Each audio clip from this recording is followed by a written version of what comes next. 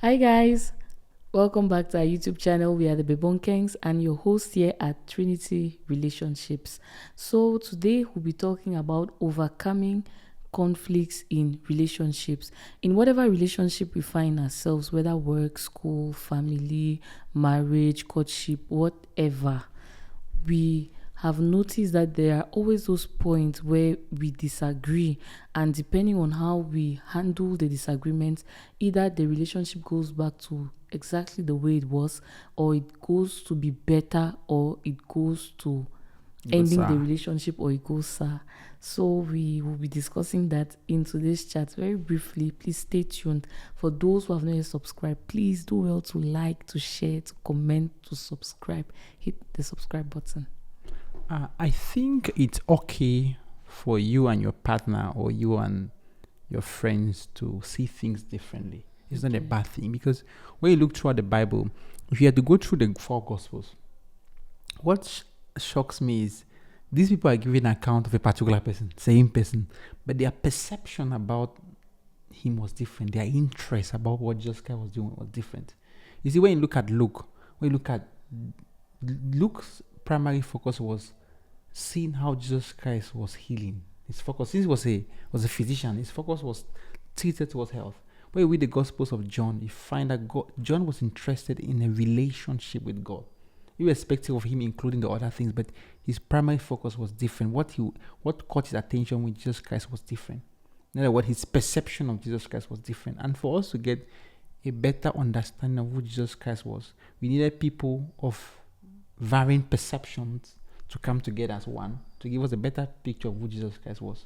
And so if these people with different perception don't look at things in the right manner, they may have a conflict. And this doesn't mean that they are wrong. They're wrong. But their angle of perception is different. Yes. Okay. And when you get into a relationship, there are many reasons that you can have a conflict with your partner. Because let's say, for example, you are a daytime person and your partner is a nighttime person. Just these differences can make people fight. And these same differences can make people bond and become closer. But they can also make people fight. But with the right understanding and communication, you guys could use these things that seem to be differences and make your relationship better. Or these same things can break you people or say put you apart.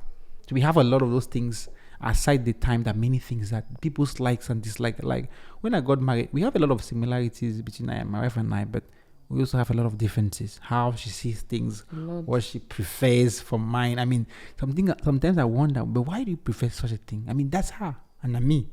So it's not a problem, but it can become a problem if we don't handle it properly. I want to make her to see things like me, and she wants to push me to see things like her, and then conflict starts. And then I think that one of the things that have configured people's perception about disagreements in whatever relationship is that people think that if we should move together, then we have to see things everything the same. Exactly the same. And a lot of movies have portrayed to us that there is this 100% similarity. Synchrony. Yes, or synchrony. They see things the same. They do things the same. Like sometimes you even see, like maybe they are standing, something drops. They go down to the floor at the same time. They send their hands at the same time. So all those things unconsciously, they are being built into the hearts of especially the young girls of what relationships are meant to be. Like they'll feel that, okay, if I prefer sleeping at 8 p.m. and you prefer sleep at 11 p.m., then no, we cannot be in this friendship, or we cannot be in this relationship. And you see a lot of people with the WhatsApp statuses and the rest, a lot of memes now, they talk about how, like, maybe because your friend has done something to you, you are like, no, we cannot be friends anymore. Like, you don't give the other person room to disagree with you. And I think those are the reasons why we have conflict around the world too. I remember watching an interview between a couple, and I think a pastor, Andrew Womack and the wife. And what amazed me with their interview was how different they were. Like, they may be talking about the same scenario, but each of them will say differently. I mean, I'm like, what? Because when looking at it, I felt that when I'm watching the interview, there should be a lot of synchrony. they should be saying the same things, using the same words. Yes, you could say that, but they saying the same thing is not a standard. I mean, by people saying something that drives people to the same focus, that's the goal. But not that in different manner is okay, because and even complimenting, because there were some details that I think Pastor Andrew was missing out on the stories, or he was saying them in a different way. And his wife Jamie was giving some of those things that were missing, or that she felt that he was not really saying it exactly the way it happened. And I mean, it made the story more beautiful to me, and we're able to have like a full picture. Yeah, a more full picture, a global picture of what he was trying to tell us. And usually, because God's intention is that we as a couple, or people as a couple, are able to bring a better productivity, you realize that your partner's strength could be your weakness. And so that also should not be a conflict for you to use it on your partner to boast or to intimidate your partner, but rather major on those differences to propel both of you together. Like, I realized that the way my mind works is not the same thing, not the same with my wife. I have a more logical way of thinking things. I have to put this, but she reasons things differently. And because she has a different way of reasoning from me, those things help us to adjust. Like, there are moments where in our relationship we need our mind to be able to move ahead. We need our way of thinking for us to move ahead. I mean, not everything is logical. Not everything has to be 1 + 1. There are times that we need my own way of thinking for us to move ahead. And that's where the relationship becomes beautiful. The fact that in the differences, we measure on them to propel. But we can change the differences to be conflict. Like, you want everybody to be A or B, and then before you notice there's a tension in the relationship, we start fighting. What are some of those aspects that can cause conflicts? For example, like in couples, I know that, okay, money can be a source of conflicts, because one person may have the mind that there is my money and then there is your money, or there is my money and then there is your money, which is our money. So it can be a source of conflicts. But are there other things that could cause conflicts among people, whether friends, family? I think that almost anything can cause a conflict. To me, I feel that almost anything can cause a conflict, because when I've listened to couples, and I've been amazed at the things that some couples see it as a problem. Like, for me, I'm like, wait, this is the area. I mean, some people... Where to press the toothpaste. Yes, I'm like... Whether from the bottom, how does... Where somebody press the toothpaste has to be a problem. But I mean, there be some people, because we are all different. We have different way we have grown up. Because maybe in your home, there was a major point, like where the toothpaste should be pressed. You learned that as a major point, but somebody was nothing. That can lead people to conflict. But I think that how you manage that difference is where the determining point of your relationship. Okay, so then how should we manage it? I think the way out, just like if you look at in Acts 15, when there was a disparity in terms of doctrine, some of the Jews were telling Paul and Barnabas they have to talk about circumcision, and Paul and Barnabas were refusing that it was meant for the Jews and not for the Gentiles, and some people were insisting. So they had to have a Jerusalem council to actually question what Paul and Barnabas were preaching, to hear them. And when they heard how they gave their defense, they were all very blessed. And they realized that though they are approaching the gospel in a different manner, and in what they are saying is different, but yet it has the core focus towards making people know Jesus Christ and people being transformed. And also that the circumcision was not designed for them. So I think that the way to handle conflict, or to resolve, to make sure your relationship doesn't lead to that area where you're fighting, is that people have a time where people discuss. Okay. And first of all, having that, the fact that people differ is not a problem. But the differing is because people are different. And the beauty is that both of you are different to work in synchrony. That has to push both of you to want to discuss. Because when there's dialogue, you get to understand your partner's perspective, and your partner gets to understand you. And then from then, people can now discuss of a way forward. But there has to be that point where people dialogue. There has to be that intentionality in resolving the problem. And another thing is having the mind to work as a team. You see, when you don't have a mind to work as a team, it'll be difficult for you to both of you to come to dialogue. When somebody feels important, when somebody feels superior, especially when the male is feeling that, everything revolves around him, you cannot really bring both of you to dialogue. Some females also have that as a problem. I say the mind, the right mind, the desire to having the knowledge that you people will differ, but you have to work as a team. That's where it is a determining point of it. So, bringing yourself to discuss, I think that should be the key thing that all of us watching, myself inclusive, should keep. Yes. That whenever there is a misunderstanding, the two parties should be willing to talk it out. Even God says, "Come and let us reason together." So we should always be open for a reasoning together. We should always be open for a coming together. And I think that each time that we have conflicts with somebody and we don't want to seek for a way forward, these things will keep piling, and before we know it, the root of bitterness is going to sink deep into our heart. And like each time I see the person, like with this well of emotions, or maybe the person does a thing, you don't talk about it, and then maybe a year later or some months later, now you just have this outburst of what the person has been doing to you, and even the person is surprised because he or she will be amazed that, hey, this thing of 1 year ago, I cannot even remember when it happened. So the biblical standard is we being able to come and reason together. We being able to come, like in the Jerusalem Council. This party gives their point, this other party gives their point, and then we all look to it, and look into the issue from a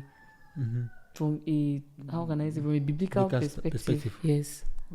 And I also think that avoiding to conclude is important. Like your partner can adopt a certain behavior or react in a certain way, or you hear from somebody. Avoid concluding without hearing your partner, because sometimes it's easy to conclude. I mean, maybe your partner has done 10 things in a particular way, but he does. You see another thing that's 11th. You conclude on it. Allow your partner or hear your partner perspective. Always listen to your partner before you draw a conclusion. I mean, because we can easily draw a conclusion. Is a person have done that? I mean, I remember sometimes where I thought my wife have done certain things, because in my mind I was like, she surely has done it. I mean, when I discuss with her, I'm like, well, she's not the one. I mean, it changes when you want to discuss with the person than just concluding on anything. And also, knowing that we are constantly changing is important, because at times we are not aware that as we are changing, so is our partner changing. So we always have to keep in phase. And that's why I think that God encourages us to meditate on the word of God day and night. Because if your partner is changing and you're not in sync with your partner, you're both having a little bit of friction and then later on conflict. Because, I mean, the way I was, the things I loved, maybe when we got married, some of them I don't love them again.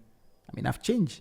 And so has my wife changed. I've loved some things more. Yeah, some things more. And your partner has to be in phase with that. If not, if one person is going ahead and learning about the other is not learning about the other partner, I mean, you could start having some friction. The later one, maybe conflict. Like perception and the why of why the person did something. Like I remember there was a time that I came over for the weekend, and I think I was from a call or something. Then I came in from one thing to the other, so I did not really get to rest, and I was really very tired. So my husband decided to go out for a meeting and then leave me in the house. And I was so angry that I'm soon going back to school, and rather than spending the time with me, you prefer going out and leaving me alone. So that was the perception I had. But when he came back and I was putting up all the attitude and the rest, he was like, to him, he thought that he was rather giving me the space for me to catch the rest that I needed before I went back to school and started with my hectic routine. So you see, if we did not come to the point where wanted to hear each other's mind about it, you will not really know that that's what he was thinking, and you will not even also know that that's actually what was running through my mind, because I was just frowning. I was not happy at all with him. But when I heard his own side of it, I think I felt much better. And please, we are talking about the place of the word of God, but I feel like it's not really take it like to the end. It's like I just got mixed up somewhere. Like, what's the role of the word of God in conflict management in relationships? I think that like the examples I've given, the Bible encourages us to make peace with all men, and especially those in the household of faith. In other words, your partner falls around those area. If you're a believer, I mean, that means your goal is to make peace with everybody, especially your partner. And your goal is, our goal, the Bible encourages us to have the goal of unity. I mean, Jesus Christ when Jesus Christ was ascending, one of his main prayer points was to praying that God will keep his disciples as one. So you know what God's intention for relationship and marriage especially is that the people are one. That's why the Bible says the two shall become one flesh. And so the goal of every couple is to move in God's mind to keeping yourself one. And those things will need both of you to work together. And communication and dialogue is key for both of you to move together.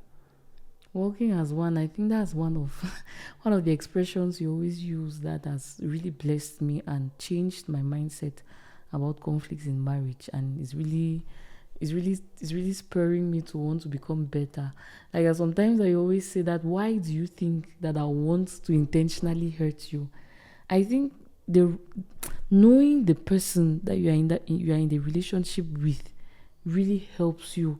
Because if I know that, okay, this person loves me, this person has my interest at heart, and is reacting in a certain way, then it should not be intentional, or it should be coming from the person's own definition of love and care. Yeah. For example, maybe we may have some people who are preparing to get married and their families are on their neck. Like, you cannot marry this guy, you cannot marry this girl. They may be fighting maybe for their own reasons, but most of the times they are coming from a standpoint of love. They feel that concern. Yes, they feel that they are defending you from something that you seem to be ignorant about. So if you take it from that standpoint, your approach to them will be different. But if you take from the standpoint that, no, these people just want to hurt me, these people want to marry, these people, you see that you find yourself retaliating with the same force that they are coming at you. So I think that's an expression that my husband always says to me, that why do you think I want to hurt you intentionally? That expression really goes deep into my heart. And each time that I'm angry with him and I want to prolong the anger, I just remember that my husband cannot want to really hurt me intentionally. There should be a reason behind this. And I think that each time you find yourself conflicting with your partner, it's an opportunity for you both to grow.